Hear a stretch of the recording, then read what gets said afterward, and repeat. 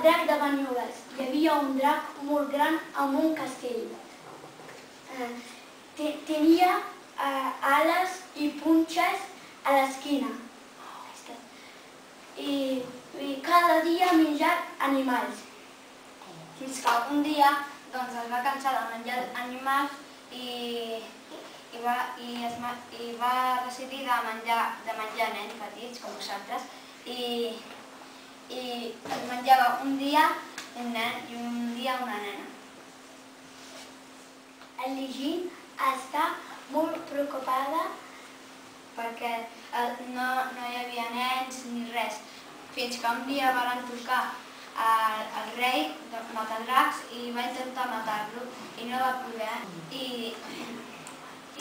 un dia hi havia un home, un ermità, que vestia amb un sac i amb una caputxa i no volia gastar diners, no li agradava vestir i es alimentava amb els fruits que havia a la muntanya. I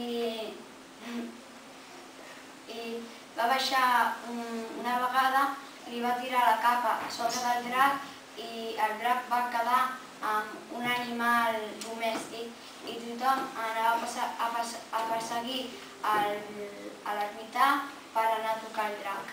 I tots els nens que havia a la panxa del drac van sortir. Ja està. Què va passar, va dir? Què va fer després? Els nens. Així ho hem entès bé, no? Sí. I se'ls ha menjat tots o va deixar? Tots els nens de quin poble era? Banyoles. Ah, Banyoles. Banyoles és aquell lloc que hi ha... Al llac. Al llac. I aquest drac així on vivia? Al llac. Ah, esclar. No és el llac daurat de Sant Jordi així? No, Un galet de Banyoles. Per això ho dibuixen així. Pues jo tinc el compte del drac de Banyoles.